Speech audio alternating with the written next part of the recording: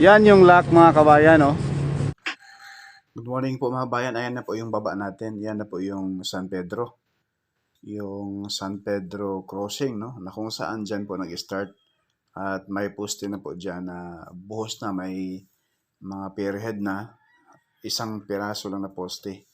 Pero yung patawid dyan sa mismong bridge, sa may tulay dyan sa San Pedro, ay grabe yung poste mga bayan. Ang tataas. Dahil tatawid sa Maharlika Highway. Diyan sa tulay sa San Pedro Mabayan. Gagawin nila dyan ay cantilever bridge mga bayan ang gagawin. So mula dito San Pedro, ang mag-e-end yung vlog natin dito sa portion ng Barangay Mamatid, Cabuyao City, Laguna. Na kung saan full blast na rin po. Halos nasa unang pinaka-launching gantry. Patapos na sila, no? O tapos na paglatag ng parapet wall.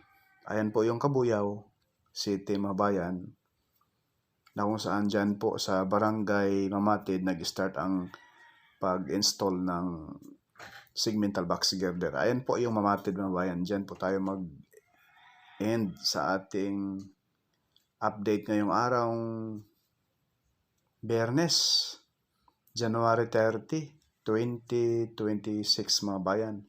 Bago ang lahat, pakiusap po, wag po tayo mag-skip sa ads, paki-like, share, subscribe po.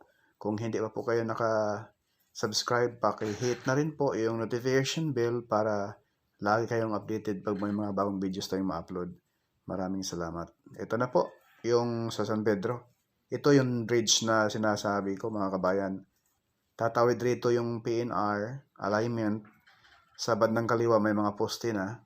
At dito magkaroon ng cantilever bridge na sobrang taas yung mga poste rito mga bayan. Halos kalibel dyan sa poste ng Meralco. Grabe ang tataas at ang lalaki. So yan po yung mga poste dyan mga bayan. Binubuhusan pa yan. May mga tapos na doon sa dulo. May pierhead na. Pero doon sa unahan sa may Barangay Tunasan, may mga update na rin po tayo doon nung unang vlog natin dito last month. Pwede ninyong panoorin mga bayan, no? Na kung saan, doon sa may Barangay Tunasan, napakababa yung poste roon. Sa likod doon sa kulungan. Malapit doon sa SM Muntinlupa. Bakit kaya sobrang baba doon mga kabayan? Ano kayang mayroon doon? So, ayan po. Halos lahat dyan mga bayan may mga buhos na. Yung iba dyan, babaklasin na lamang yung mismong pinaka-cover ng poste, no? Ayan yung dulo, mayroon na siyang halos 3 poste na dyan mga bayan, no? Pero ang mayroong pierhead, nabuhusan na yung pierhead, yung pinaka-dulo, yung papunta doon sa Barangay Tunasan. Doon sa Barangay Tunasan mga bayan, halos 10 poste na yata, may mga pierhead na. Ready to install na po ng segmental box girder. Pero palagay ko parang ratsadahan na to. Mula doon sa may portion ng Santa Rosa, no? Yung launching gantry sa may Santa Rosa mga bayan, kulay pula. Yun ang papunta rito sa area. Dahil basta silain ninyo maya konti mga bayan sa dulo sa ating video. Yung Santa Rosa, yung progress din po, no? Kasi mula rito sa San Pedro, Santa Rosa to Cabuyao tayo mga bayan, yung ating update ngayong araw Friday, no? Ingat po sa ating mga bayan dyan, saan man sulok ng mundo. God bless po. Ito na po yung tax natin na pinaghihirapan natin.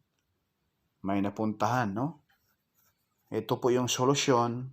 Alam niyo po mga bayan, ang solusyon dito, ito talagang PNR. Ito na yung ground shot natin dito sa may San Pedro. Ang tindi mga bayan, grabe yung mga poste. Sa rebars pa lang ay talagang namutik-tik. Nangingitim, hindi tinitipid. Ayan, no? Yung area na yan, pakaliwa natin. Ayan, wala pang pierhead, pero ready to, ano po yan, pagbuhos ng pierhead yan. Yan na po yung portion papunta. Ayan yung dulo na poste, nakita natin sa drone na may pierhead na. So, ito po yung sa kanan banda. Grabe yung rebars. Diyos ko po. Oh, kita niyo mga kabayan yung rebars. Talagang nangitim eh. Halos konti lang yung semento. Halos, ayan oh, yung rebars oh. Sa taas mga kabayan oh. Ang tindi ng rebars. Diyos ko po. Rebars pa lang. Sa isang poste pa lang mga kabayan. Baka aabuti ng 1,000,000 mahigit rito mga kabayan. Sa rebars pa lang ay antindi, ang lalaki pati ng rebars. Bakal na ginagamit. Ayan po.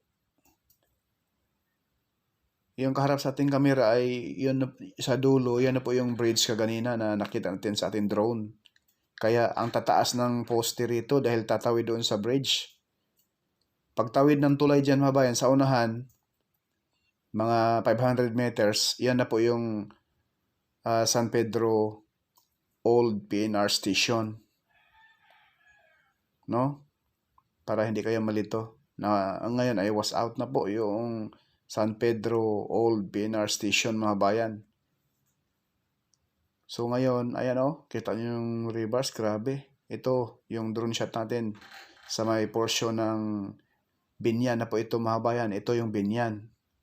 Ito yung portion ng Perpetual Health. No? Sa Binyan, Laguna. Na kung saan mga bayan, na-shock tayo. Dahil nung tayo nag-update rito, November 2025, naghukay pa lang rin eh. Pero ngayon, ayan oh, tapos na. Ready to install na yan. May mga pierhead na mga kabayan. Oh. Kung titingnan natin sa ating drone ngayon ay medyo maliit ang poste pero ang lalaki yan dahil ang lipad natin ay nasa 80. Yung building sa bandang kaliwa mga kabayan, yan na po yung Perpetual Health Hospital at paaralan din po sa bandang kaliwa. So, lampas ng Perpetual Health mga kabayan, yan na po yung, ito ay sakop na po ito ng Binyan ha. Eh ano na po ito? Papuntang pavilion dyan sa unahan oh, yung may mga building doon na kung saan naghuhukay na rin po mga bayan. At after nito, may ground shot tayo doon sa may Santa Rosa, sa may kalagitnaan ng Robinson Santa Rosa at SM Santa Rosa mga kabayan. Ganito tulad din po doon sa may San Pedro, cantilever bridge din po ang gagawin. Dahil bridge din po doon sa kalagitnaan ng SM Santa Rosa at Robinsons, no? Ayan po yung bridge, tulay, yung mismong mga poste mga bayan. Tagal na pala natapos. Ayan po, pabalik po tayo. Yung kaharap sa ating camera ngayon mga bayan ay approaching sa Binyan Station. Old PNR Station. Ayan po yung bridge dyan sa release ng PNR. Yung ilog na yan na napaka laking ilog nito. Umaapaw po ito mga bayan kapag may masamaang panahon. May bagyo at dati may ano yan, nag-viral yan dahil may bangkay dyan na sumabit nung grabe yung baha. So ayan na po mga bayan yung Binyan Station. Yung baba natin, oh. Yung sa bandang kanan. Yan na po sa baba natin. Hindi nila giniba yung pinaka-old station. Dahil yung gumagawa dyan ay mga dati pa, no? Yung mga Kastila pang gumagawa dyan, mga bayan dati. Kaya napakatibay. May mga kahoy at yung mga disenyo ng building, yung struktura dyan, mga bayan. Yung ayan po sa bandang kanan, no? Ay ano po, grabe yung disenyo. Talagang pang sinauna. Ayan po yung baba natin. Yan na po yung old Binyan PNR Station. So para sa ngayon, yung kabila sa bandang kaliwa, yun po yung dinimolish na dahil ano na yun, parang bago lang yung gawa. Pero yung pinaka-old station, kahit ano na yung bubong, ang bubong lang ang binaklas.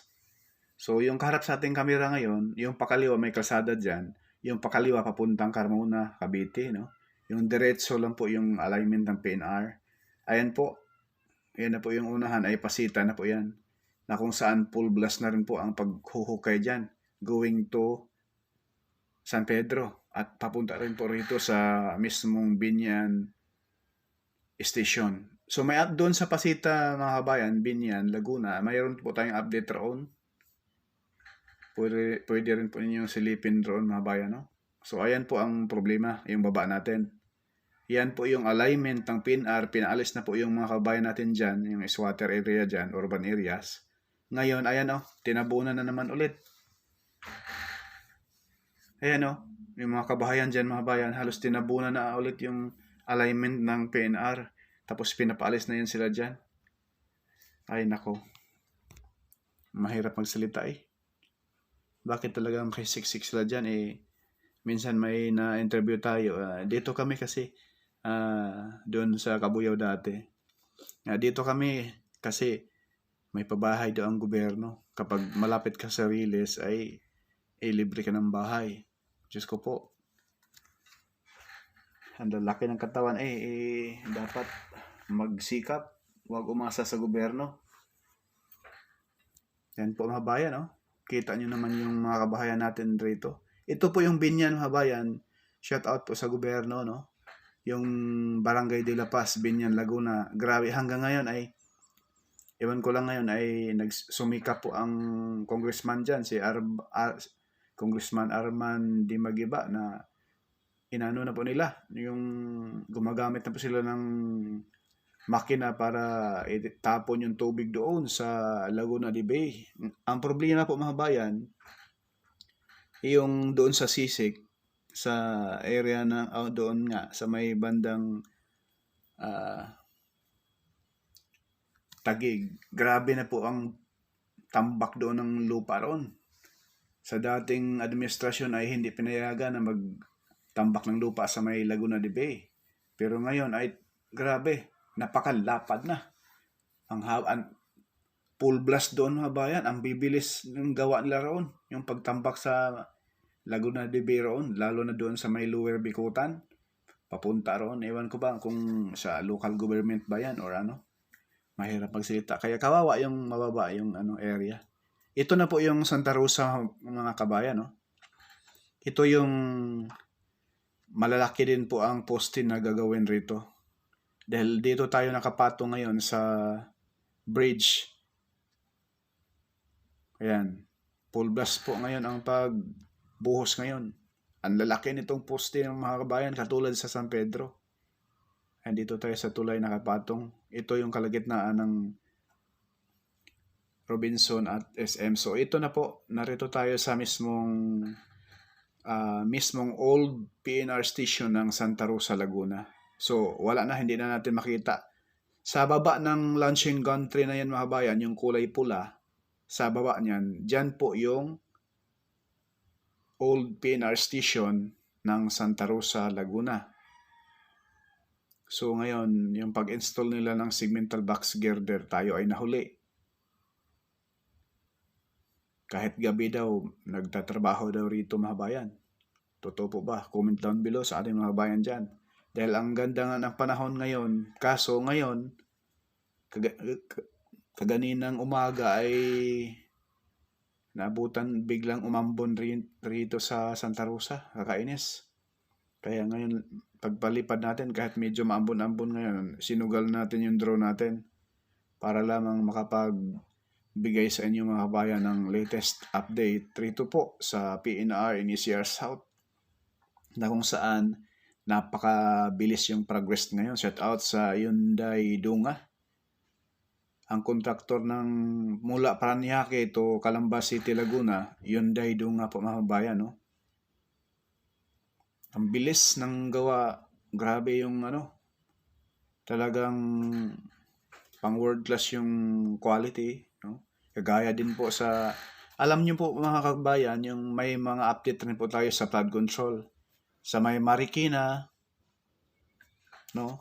may update rin po tayo doon mga bayan. At may yung mga flood control dito sa Laguna area, abang-abangan po ninyo, atin din pong silipin. So, yung kaharap sa ating camera ngayon ay approaching sa kung saan tayo galing kaganina sa may bridge.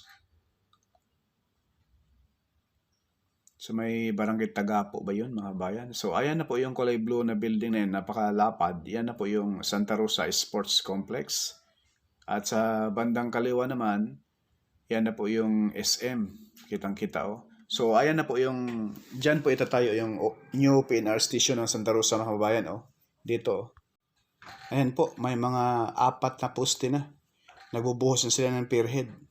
Yan, double track po dyan mga bayan dahil dyan po yung station sa Palayan. Kaya ganyan na lamang po kahit sobrang layo natin, nasa 1 kilometro yung distansya natin, ay kitang-kita pa rin natin yung dambuhalang mga poste sa mismong alignment nitong PNR.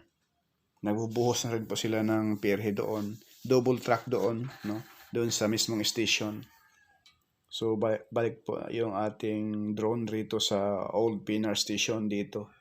Halos nasa ano lang mga kabayan, halos 1 kilometro yung inusod nila, no? So, ito po, yung harap sa ating kamera, yung kalsada na yun sa bandang kanan, diretsuhin mo yan, dulo, yun na po yung munisipyo ng Santa Rosa. Sentro ng Santa Rosa, Laguna. So, pihit yung ating kamera going right, ay approaching na po yan going to Cabuyao, Laguna, na kung saan tapos na dyan mga bayan ang paglatag ng segmental box girder mismo. Ayan o, kita natin. Yan, ma-zoom natin konti mga bayan. Hindi na natin palayuin yung ating drone dahil delikado. Medyo lumakas-lakas na naman yung ambon. Ayan po mga bayan. So ito talaga yung solusyon. Masisilayan nyo naman yung kabahayan dyan mga bayan. Magkabilaan, grabe. Napaka-crowded na rin po yung Santa Rosa mga bayan. Napaka-traffic na. Kaya ito talaga ang solusyon na dapat paramihin talaga itong railway, no? Pati na rin po doon dapat sa Batangas, Cavite, dapat itong mga railway, itong railway ng PNR or LRT man kaya, dapat gagawin na agad para iwas traffic. Dahil kung expressway, wala rin, walang kwenta dahil ang mga mayayaman talagang doble-doble ang mga sasakyan yan. Tayong mahihirap, wala tayong sasakyan, tayo ang magsasuffer sa pag-commute na grabe. Sobrang, minsan maabutan ka ng baha, yung mga drainage pa naman ay grabe. Talagang konting ulan lang ay baha na. Sana yung maaksyonan ng gobyerno, hindi yung inuuna nila yung pagpapayaman lamang, sariling interest lamang. Dapat unahin nila yung kapakanan sa totoong serbisyo sa sambayan ng Pilipino. Hindi yung pag makaupo na ay wala na. Ang inaatupag paano nakaw ng pera sa sambayan ng Pilipino. So ayan po yung mga kabahayan dyan mga bayan. Antindi. So ito na yung Cabuyao mga bayan.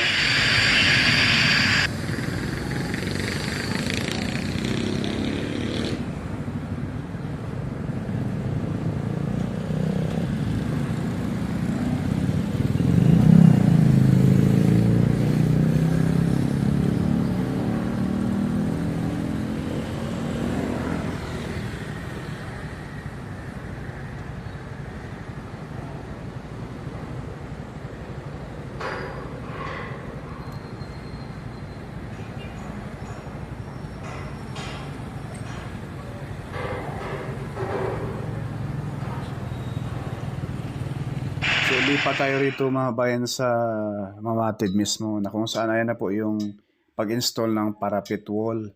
Full blast rin po rito mga bayan. Ang gumana ngayon na launching gantry, kulay pula sa Santa Rosa at kulay blue sa may sentro ng Cabuyao. Yung isang launching gantry dyan sa unahan ay nahinto muna sa paglatag ng segmental box girder dahil po sa poste dyan sa may katapatan ay binubuhusan palaang. So ito po mga bayan halos ang bilis rin po pala maglatag mga bayan ng parapet wall. Wow, grabe palapit